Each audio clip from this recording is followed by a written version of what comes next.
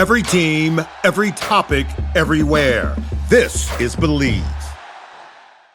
Welcome to Orioles on the Verge. This is Zach Spedden, joined as always by Bob Phelan and Nick Stevens for this special edition of Orioles on the Verge as we come to you a little bit earlier than usual in the week to react to the Orioles signings of Tyler O'Neill and Gary Sanchez. We're going to get into those contracts, what they mean for the Orioles, not just for the rest of the offseason, but for 2025 and beyond. And all of that will be coming up on today's episode of Orioles on the Verge, which is brought to you by BetOnline.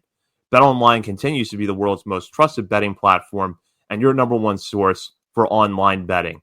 From the earliest odds to in-game live betting, BetOnline provides you with all the action and the ability to watch the games as they happen.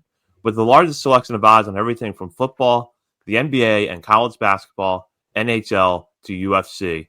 Head to BetOnline today and don't forget to use promo code BELIEVE, that's BLEAV, for your welcome bonus on your first deposit. BetOnline, the game starts here.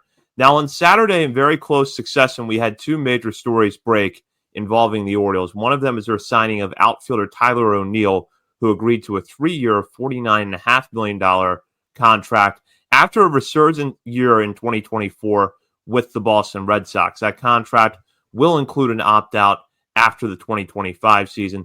The Orioles also agreed to terms with Gary Sanchez, who will take over as the backup catcher next year. The reported term on that for Sanchez is 1 year, $8.5 million. Now, a couple of things that are clear.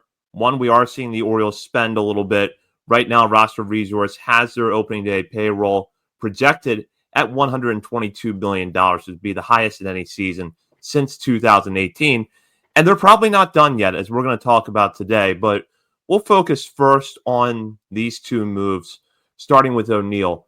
Nick, I think that you have brought up O'Neill's name a few times this offseason as someone who could be a fit for the Orioles. Right-handed hitting outfielder who has a lot of the traits that the Orioles like in hitters. Can hit for power, draws his fair share of walks, though that also comes with a high strikeout rate, and he masses left-handed pitching. So what are your thoughts on O'Neill as a player and how he fits into the Orioles? Yeah, just initial thoughts. I loved this signing last night. It was a very pleasant surprise, just kind of sitting on the couch watching some, college football championship games, and not one but two signings was pretty cool. But with O'Neill, yeah, I think it was one of the preview episodes that was just me and you when we were going over, listeners submitted free agent, suggestions and trades, and everything was Teoscar Hernandez and Santander. And it was like, okay, we know the Orioles are in the market for a right-handed hitting outfielder. At the time, and I think it became a more popular kind of person name to throw out there as time went on. But at the time, no one was talking about Tyler O'Neill. I'm like, I think this could be a really good fit because he has that right-handed hitting power outfielder. And at that time, too, when we recorded that, I think I really started to accept the fact that Santander wasn't coming back. Right. And so, looking into more of these options, I'm like, O'Neill seems like a really fantastic fit just because 7 big league seasons, right? Take away 2020 because that was a COVID shortened year, but he played in 50 or 60 games that year. But 7 seasons, he's only clipped 100 games played twice. But again, in both those seasons, he was phenomenal. Top 10 in MVP voting with the Cardinals in 2021, I think it was, a 143 WRC plus. This year, he was a 131 WRC plus. Like when he's healthy, and that is the biggest question mark, obviously, is the health. But when he's healthy, that is a middle of the order power hitting bat that this lineup desperately needs. You mentioned the strikeouts. He's going to strike out a good bit, but he also walked more than 11% of the time last season. So it's elite bat speed, hard hit rates, barrel percentage. I think the biggest question is just the health. And like you mentioned, the versus lefties, he's not going to be a strictly platoon bat. He's going to be in this lineup very frequently, but I mean, a 750 slugging percentage and 1179 OPS for left-handed pitching, like pull out the correct analytical phrase here. He's stupid good against lefties. Like that's doesn't hurt at all. So yeah, I love this signing. I think it's a we can talk about the contract too, of course, but just his fit, who he is as a player. I think this is a big thumper in the middle of this lineup that's going to do a lot of damage. Yeah, absolutely. I was coming into the offseason saying my two big targets were Blake Snell for the top of the rotation and Tyler O'Neill for right field, just because I felt like you could get similar value to those guys as the guys that people are clamoring for ahead of them in the pecking order without giving up the qualifying offer or the draft pick because of the qualifying offer. And when I wrote my dream offseason column on Friday afternoon, at first I typed Tyler O'Neill into my free agent signing. I typed him into the projected lineup, and then I saw the report about the Cubs potentially moving Seiya Suzuki, and that intrigued me a little bit more, so I deleted Tyler O'Neill and put Suzuki in there. But it's the same idea. It's a guy that can crush lefties. He was 215 WRC plus, I think, against lefties, only behind Aaron Judge's 218, something like that. And I mean, he had a fantastic season for Boston last year. He struck out a third of the time, but we know the Orioles don't care about that as much as long as you're impacting the ball, which he did. He had 31 home runs in 113 games, 2.5 WAR, 131 WRC plus, which was better than Anthony Santander, who he's replacing. Obviously, a little riskier because Santander's pretty consistently ever since 2020 when he missed half of the shortened season due to, I think it was an oblique injury. Santander's been pretty reliable, consistent, but O'Neill, he's got a lot of the same tools, hits for power, but he walks more. I think he does more of what the Orioles are looking for when they're developing hitters. It's good swing decisions and impact the ball. He does both of those things very well. The only thing that he struggles with is swing and miss with balls in the zone, which we also know that the Orioles have a lot of guys they're working with in that department with Vance Honeycutt and Judd Fabian, et cetera, et cetera. Love the move. I think between Cowser, Mullins, O'Neill, and Kjerstad, I think you have a great 4 outfielders there that you can work with. O'Neill can start in a corner outfield spot versus left-handed pitching, maybe get some DH time. For his career, he's got a 133 OPS plus against lefties, a 90 OPS plus against righties, so I'm sure he'll still see his fair share of righties. He'll probably be mostly everyday guy, but really it's just a great option to have against lefties. And the Orioles said they were looking for a right-handed outfielder, power bat. Well, they got one. Yeah, I think it's an important point that both of you brought up, which is that although you look at O'Neill's profile and he masses lefties, and you have Heston Kjerstad around right now on the roster, that if he's still in the organization after the end of the offseason, you're going to want him to get more playing time in the major leagues. That said, they're clearly not signing O'Neill to play 2 or 3 days a week at $16.5 million next year. They could have gotten Randall Grichuk or traded for a right-handed bat that was not going to cost them as much as O'Neill will this year. Now, with Santander, I think it's worth kind of looking at a comparison of the two players. As Bob said, Santander has been more durable in the last few years than O'Neill. Generally, the profile, if you want to look at their offensive production, both have their issues with strikeouts, although O'Neill will walk a little bit more than Santander. Earlier in his career, O'Neill ran very well. Injuries, though, have kind of taken their toll. That has cut down his range a little bit in the outfield. That said, he's about even with Santander in that department. And on arm strength, where both players grade out pretty well, O'Neill comes out a little bit ahead. He was in the 82nd percentile last year in arm strength, even as all of his other fielding metrics seem to take a step back. So it does feel like, especially with the short right field at Camden Yards, O'Neill can be a good fit defensively. Yeah, I have no issues defensively at all. Bob talked about the Seiya Suzuki thing the other day. I was front seat of that train when I saw that and looking into this, and he was kind of the same thing defensively, kind of about even there with Santander. But it was just I didn't realize Suzuki's always been that guy like you draft later in rounds on your fantasy team. He's just there, and you're like, you do good. But I didn't realize just how good that bat was. But O'Neill is kind of in that same vein where. Same as Suzuki too, where yeah, he strikes out a lot, but he doesn't chase a lot either. So yeah, if we can fix those end zone whiff rate issues, then like that's gonna create a higher ceiling there for O'Neill. And defensively, like if this is virtually a 1-for-1 swap, cool. I think if that's about even and you're getting a hitter who walks more and a hitter who I think ceiling wise, I don't know if you guys would agree or not. I'd say Tyler O'Neill's ceiling is probably a tick higher than Santander's. It's very risky. You guys talked about the injuries there. It is very risky, but that's one of the reasons why I like this pick so much, because like if the signing doesn't pan out, sure, he can, trigger the player option. He's back. That's going to suck. But like this deal isn't going to hamstring the organization if it doesn't pan out. On the flip side, he's got real potential to like outplay this contract, where if it's 1 year and he does really well and he's like, I'm out, I'm going to go back to free agency and get this bigger deal, then it's a win for the Orioles. It's a win for O'Neill. It's a win-win kind of signing here. But for the Orioles, what's most important, I think, is the defense is fine. No big issue there. It's that big middle of the order bat. And it's still leaving you available to land this big fish in the pitching market. And it's like, yeah, I think it was Mark Feinside who said the Orioles were in on Randall Grichuk before this signing as well. Randall Grichuk would have been fine. We would have came on here and been like, sure, we would have hyped him up. Like you pick the stats that make him look the best. And all right, it would have been a fine signing. You hope Kjerstad takes that next step forward. Grichuk fills in well, compliments him well. It would have been fine, but I'm so sick and tired of just fine. Like this is a risk. It's a gamble, but like, let's have some fun. Let's gamble on this. And like, let's really push the chips in here. It's a win now move. I think that hopefully pans out, but yeah, I mean, I like it for that reason as well. Yeah, Grichuk would have been great platoon outfielder with Kjerstad potentially, but yeah, O'Neill used to be a super freak athlete, stole 30 bases in 2021, hit 30 home runs, playing center field.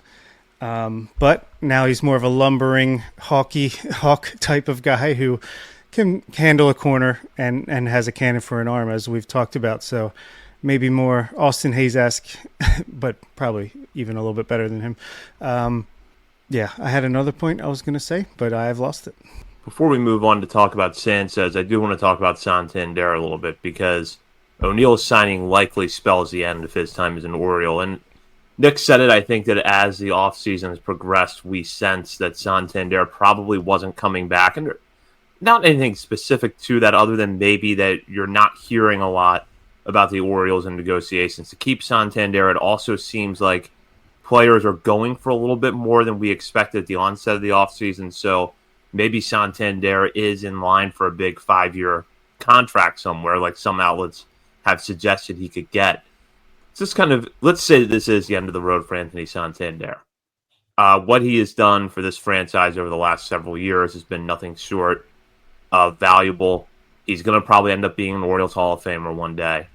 But over the next few years, what is his loss going to mean? Are we going to look back in a few years and think, well, the Orioles got it wrong, they should have held on to Santander and not gone after Tyler O'Neill? Or is it going to be a situation where maybe the Orioles get out a year or two too early, but long-term, letting him walk and get a big contract elsewhere turns out to be the correct move? I think that Orioles fans will miss Anthony Santander, but I don't think it's like a huge mistake. I think it's kind of expected that you're going to let him go, get the draft pick, and then sign someone else to replace him, or maybe some people just thought they'd roll with Heston Kjerstad as a replacement, but I think it's going to suck to see him in another uniform, especially if he signs in Boston or Toronto or New York, somewhere like that, where you're seeing him more often. He's going up against you in important games. That will definitely hurt, but I think he had a great run. He's 30 years old. Tyler O'Neill's actually 29, a year younger than him. So he's past his prime, his peak. I bet you 2024 ends up being the best year of his career ultimately, and would have loved to have him back. And still, if they still want to trade Kjerstad for Garrett Crochet or something and bring Anthony Santander back anyway, sure, why not? But yeah, and real quick, I did remember what I was going to say about Tyler O'Neill. Last thing is that the contract, big contract for the Orioles. I think it's the first multi-year deal that Mike Elias has given out as GM, but the opt-out after the first year, like Nick said, it's win-win, because if Tyler O'Neill goes out here and hits 35 home runs and is healthy most of the year and is like, hey, I could enter next offseason at 30 years old just like Anthony Santander and get a 4 to 5 year deal somewhere for more money, then he opts out. He didn't get a qualifying offer in the past, so the Orioles could qualifying offer him as well and potentially earn another draft pick. And if he does struggle enough where he's like, nah, I'll just stay on this 3-year deal, it's most likely because he's hurt and not because he's a bad player now. So you would keep him around, and he'd hopefully get healthy at some point and contribute. So, yeah, I think it's really one of the rare instances where a player opt-out is as good for the team as it is for the player. And I think even last year, I mean, you can look at the whole career as a whole, obviously, but just last year alone, I think more the time he missed was more so due to like freak injury type stuff, and not like, oh, it's the groin again, oh, it's the hamstring again. So it's good news there. But yeah, with Santander, I agree. I think it was the Orioles. I feel like the Orioles kind of knew like the price tag he was going to get in the offseason. And I wouldn't be surprised at all if the conversations internally for a long time were like, we're not bringing him back. Like we'll make an offer. Of course, we'll stay in contact, but like he knows what our max is. We also know that he's not going to accept that. So like, best of luck, Tony. I feel like might have been the conversation in the background. Who knows? But yeah, it's with Santander. That's going to be the talking point with, the first time O'Neill goes on the IL this year. I feel like a lot of people will potentially be screaming up in arms that, you should have brought Santander back because of his lack of injuries recently. But it's just wait and see. I think I like this risk, though. You talk about the money. It's less money than what you're going to have to pay Santander. And I know we don't have to worry about penny pension anymore, but it is less money. It leaves you available to go off and continue to be aggressive in the pitching market and such. And you're still getting a guy who's just as productive as Santander, could potentially be a little bit more productive than Santander. And the wild card here is Heston Kjerstad is still there and could still break out in a major way this year. So I think this is just wherever he goes, and I do think it's going to be the AL East. Boston loses O'Neill to Baltimore. If Soto goes to the Mets, which seems more and more likely, if he goes to the Mets, the Yankees lose the big outfielder. Apparently, I forget who tweeted it, but the Blue Jays, somebody said the Blue Jays are going to, quote, do something stupid this offseason. Not saying that signing Santander is stupid, but probably the money that they're going to be forced to give him would be stupid money. It's going to be one of those three teams, I feel like, and that's going to hurt a lot. But I feel like it's an instance where when he comes back to Camden Yards, that whole stadium is going to give him the standing ovation, and there's going to be tears. And then we're going to beat him, and whichever team he plays for. But wish him the best in his next journey.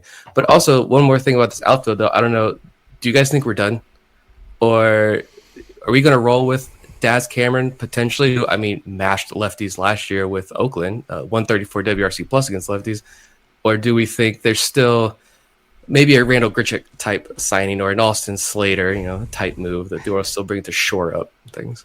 I wouldn't be shocked if they went that way and brought in another outfielder, well, especially if Heston Kjerstad is still potentially out there as an option to help trade for an ace-level pitcher. But I personally think these four can handle it because Cowser can cover center field. I think even O'Neill played some center field for Boston last year, but we're obviously not going to want that to happen. But in a pinch, if you need someone to play left field, I feel like Jordan Westberg could slide to left field, especially if they prepare him for that a little bit in spring training. And then you could put Mayo at third base or Ramon Arias, what have you. I think hopefully there's enough flexibility with the bench pieces and the guys in the lineup that we won't need to have a fifth outfielder, because all respect to Daz Cameron, love him as a depth option in AAA, but I'm not sure I love him as a guy getting semi-regular playing time at the major league level. Yeah, I feel like they probably will bring in one more outfielder, at least someone who can be a defensive replacement or a pinch runner option in the later innings.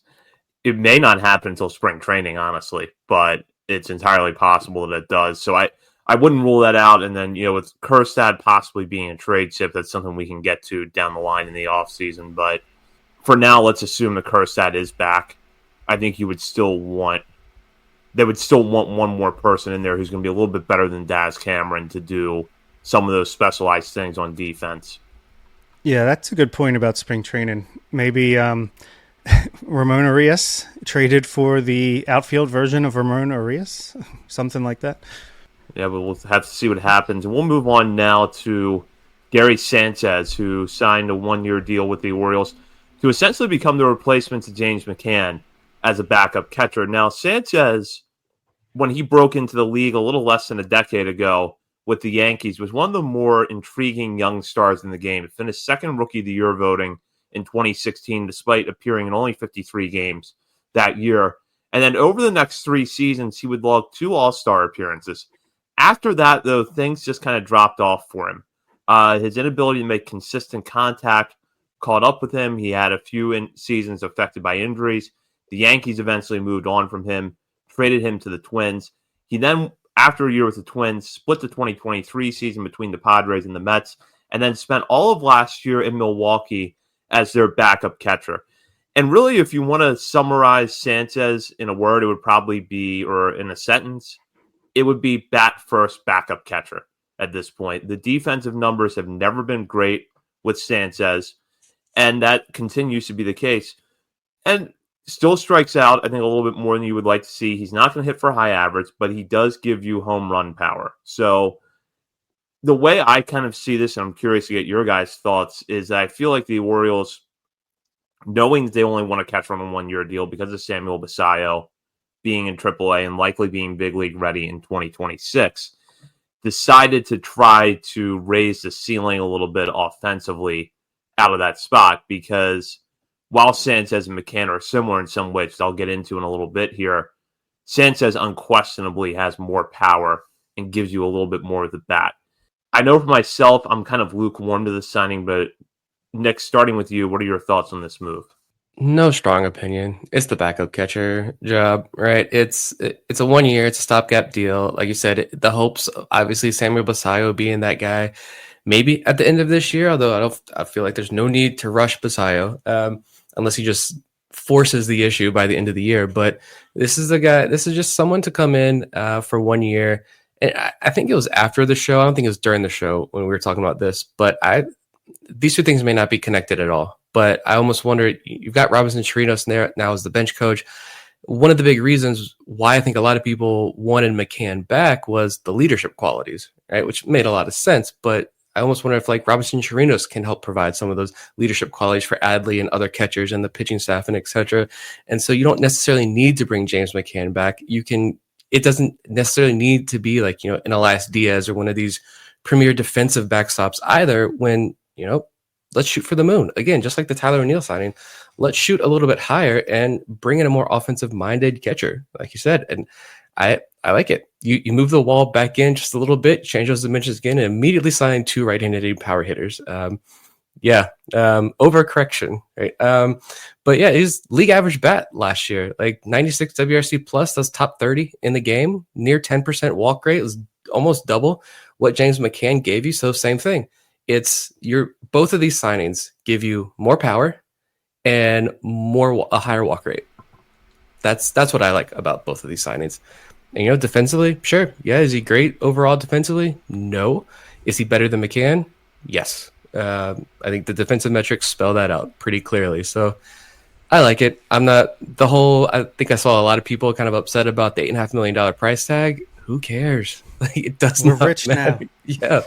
It's not our money. Who cares? That's not going to stop anybody. That's not going to stop another signing. Congrats. Let's pop some home runs. And that's all you can hope for. Yeah, exactly. It's the backup catcher. I think not casual fans, but people who aren't as in tune with the advanced metrics would be very surprised to see that James McCann was really bad defensively behind the plate last year.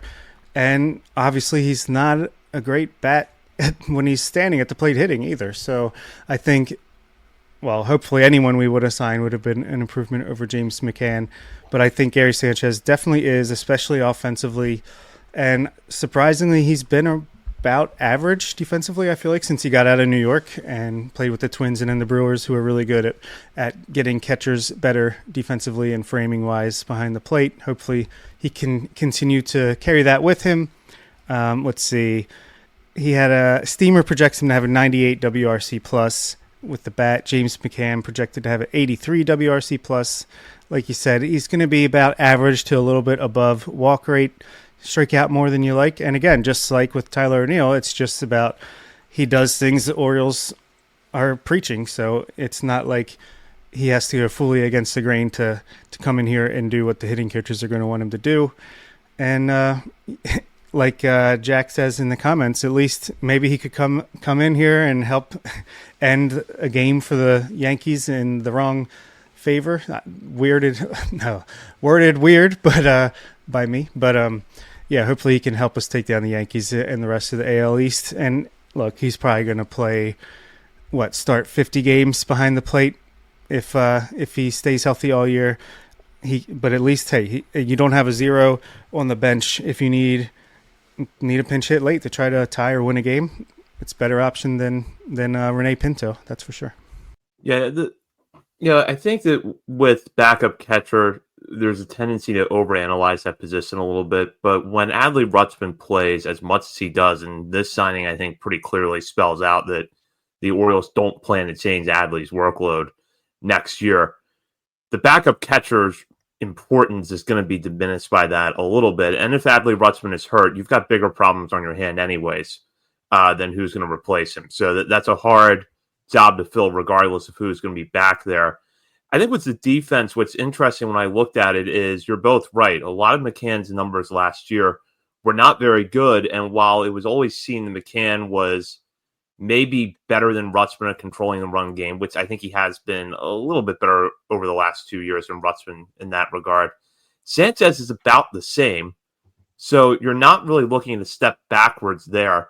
And I also like the fact that he can do some of the same things that McCann did, where you can put him at first base or DH. And if there is a day where it makes sense to have him and Adley in the lineup, that's still going to work. The difference now versus McCann is that Sanchez gives you home run power that McCann didn't. Yeah, and just a bigger ability to get on base. I think that's one thing a lot of Orioles fans wanted, right? We need more guys on base. And both of these, O'Neill and Sanchez, are upgrades in those respective departments. And, I also think, too, just you can't measure this. Obviously, it's just whatever. But I think with both these guys, I like the attitude they bring. I've seen a couple people mention this as well. It's like I don't know if the Orioles, clubhouse is full of complete nice guys. They're I'm sure Gunner's a hothead. Come on, but like I like this attitude they're bringing into the clubhouse as well. Take that for what you will. Like these are veterans who have been around the block. They've been there, done that. Sanchez has played for some successful teams, and these are guys like they're not going to take any crap. I think the Orioles infusing that into this Orioles clubhouse is going to be beneficial as well. Yeah, you've got some Lego Knights and the nerdy Knights and stuff, but you've also bringing in some guys. Apparently Tyler O'Neill might fit in there as well in that aspect, but I feel like you've got some guys who are just going to come in and on that field, like it's not going to change who the Baltimore Orioles are, but just provide that little bit of edge on the field. I like it. I like both of these signings. So. Yeah, and like you said, we're bringing in power and with a little extra walk. So we know the Orioles are going to hit home runs. Let's just have a few more people on base for when we do. Now, we are coming up on the winter meetings in Dallas, and we plan to be back on later this week, probably Wednesday, unless there's another major move between now and then that prompts us to do an emergency. So we will be back on Wednesday, but I want to throw this question out before we wrap up this episode, which is where do the Orioles go from here? They filled two pretty clear needs fairly early in the offseason, but you could still look down the checklist and see a lot of open, unchecked boxes, whether it's starting pitching, specifically the top of the rotation. Maybe there's a case for rounding out other parts of the positional player roster, and then obviously the bullpen is something they're going to have to address with Jacob Webb and Danny Coulombe no longer around. So if you want to throw out specific players, either one of you can, or you just want to give a general overview on your thoughts, where do you think the Orioles go from here? Well, I think they certainly need two starting pitchers. One, hopefully top of the rotation guy, and then maybe another middle of the rotation guy or a guy with some upside. So I'll just refer to my dream off-season post, and so far it's gone pretty well. I have us bringing Corbin Burns back, but if it's not him, then maybe you trade for Garrett Crochet, Framber Valdez, Pablo Lopez apparently is an option. I've seen people mentioning more now, Sandy Alcantara from the Marlins, but you got to get a top of the rotation guy, and then Nathan Eovaldi as a second guy would be pretty nice, or I was going to say, I've said Sean Manaea in my article, but I don't think we're going to sign him because of the draft pick compensation loss, which makes sense. So you get a guy like Eovaldi or someone in that tier for starting pitching, and then we might be done offensively, honestly. But if you want to do the move that I'm proposing, it's trade for Josh Naylor from the Guardians. He's in the last year of his deal. If you want to upgrade first base, I think that's a way to do it. And then I have the Orioles trading Ryan O'Hearn to the Detroit Tigers for Alex Lang, a relief pitcher with great stuff, but not great command, which is Gregory Soto, Sir Anthony Dominguez, Felix Bautista. Pretty much every reliever that the Orioles have targeted have been that. And he has an option next year, so that would add some flexibility. Maybe the Tigers could use the offense with, platoon with Torkelson at first base, some DH time for O'Hearn, just like he did for the Orioles. I don't know. Maybe that's a mutual beneficial type of trade that could happen. But other than that, I think they're just going to work the margins and continue to work the waiver wire as they do. If a trade opportunity comes up, like a Jorge Mateo or Ramon Arias for a reliever, or like we said, the backup fifth outfielder or what have you, then that could happen later on in the offseason. But I think offensively, unless they want to make that big move, they're done. But they got to get at least 2 starting pitchers, and 1 relief pitcher would be nice too. So funny enough, you mentioned Alex Lang. This is the time of the year where I pull out the park baseball again, and I got the 2022 Orioles, and the rebuilding has begun, and I traded for Alex Lang to be more so just take the beating, take the lumps this losing season. But yeah, it's the off season, the winter meetings. You don't have to make a move. I feel like if you want to make upgrades, sure, I'm all for it. You want to bring in Josh Naylor? Absolutely, down for it. I don't think they have to, though, just because, again, O'Neill's contract situation doesn't necessarily mean you need to move on from some of these other guys. But there are areas still of the offense where you could upgrade. I think it's got to be pitching again. I really wish not to go on another whole half hour segment here on this, but I do wish this qualifying offer BS would just stop. Go Les Snead, LA Rams, F them picks. Come on. I've got an MLB draft article in the chamber scheduled to go out on Monday morning. I love the MLB draft, but even then, I like Sean Manaea more. I like Nick Pivetta more. I like Max Fried a whole lot more. Tyler O'Neill's a win now move. I would love for them to go after one of these top guys and not have to roll out Zach Eflin, Grayson Rodriguez, Nathan Eovaldi, your top 3 in rotation. Of course, you can still go off with the trade, obviously, but there's an opportunity to land Manaea, Pivetta, one of these other guys as well.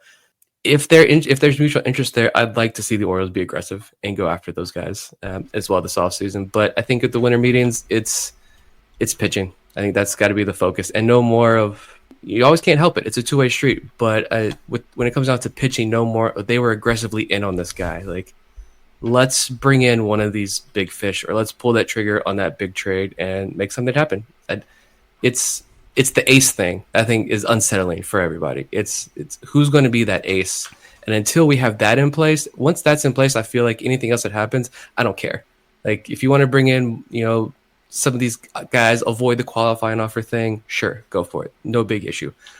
But until then, that's the unsettling part, I think, for me. Yeah, I agree. But I do want to say that the report that's coming out that the Orioles are avoiding the qualifying offer, we know that's not coming from the Orioles front office because they don't leak. So it must be coming from an agent. So a little bit of a grain of salt. Maybe we made an offer for Max Fried because obviously I think if you're getting Fried, you're fine getting, losing a draft pick. Maybe we made an offer, or at least had conversations with Fried and realized, okay, he's either going back to Atlanta or LA. Even if we give him 6 years, whatever million, then he's not going to choose us. So moved on from him, and they just thought about it. But Manaea and Pivetta, not really worth risking losing a draft pick when there's similar guys out there that you wouldn't have to.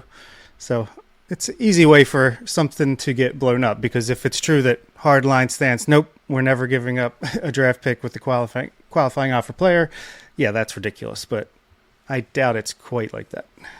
Yeah, I agree. I do think there's a little bit more nuance to that, but we'll have to see what happens the rest of the way this offseason, we'll have our eye on the winter meetings, and hopefully something happens here in the next few days. But don't forget, if it doesn't, the offseason does not end at the end of the winter meetings. In fact, the Orioles didn't trade for Corbin Burnes until February 1st last year. So something to keep in mind as we inch closer to spring training. And of course, leading up to them, we will have plenty of coverage for you here at Orioles on the Verge. We'll be back later this week. In the meantime, you can check us out on our many social media channels, including Facebook, Instagram, X, TikTok, YouTube, and Blue Sky. We're also over at Substack, OriolesOnTheVerge.substack.com. We're seeing some new subscribers come in. Love the feedback that we're getting there. And as Nick mentioned, he'll have a new article out on Monday. And while you're browsing around the internet, be sure to head over to Patreon and sign up to become a member. And if you're an existing member, consider gifting a membership to a friend or family member who wants more Orioles coverage in their life. We have $3, $5, and $10 levels. And sometime here in the next few weeks, we will be starting our top 50 prospects countdown, daily episodes that are exclusive to patrons. You're not going to want to miss that. For Bob Phelan and Nick Stevens, this is Zach Spedden. You've been listening to Orioles on the Verge, presented by BetOnline and part of the Believe Podcast Network. Hey everybody, I'm Trevor Sikkema, host of the PFF NFL show, here to tell you what you can find on all of our shows throughout the week. On Mondays, we have the Grade Release Show, where myself and Dalton Washman break down every single game that you just saw in the NFL. On Tuesdays, we have the Quarterback Breakdown with Seth Galina. On Wednesdays, we've got the Rookie Review with John Ledyard and the preview for the upcoming week in the NFL. So make sure you are subscribed to the PFF NFL show wherever you get your podcasts. Hey everybody, I'm Trevor Sikkema, host of the PFF NFL show, here to tell you what you can find on all of our shows throughout the week. On Mondays, we have the Grade Release Show, where myself and Dalton Washman break down every single game that you just saw in the NFL. On Tuesdays, we have the Quarterback Breakdown with Seth Galina. On Wednesdays, we've got the Rookie Review with John Ledyard and the preview for the upcoming week in the NFL. So make sure you are subscribed to the PFF NFL show wherever you get your podcasts. If you like the show, please take a moment to rate, review, and subscribe. It really does help the show to grow. Thank you for listening.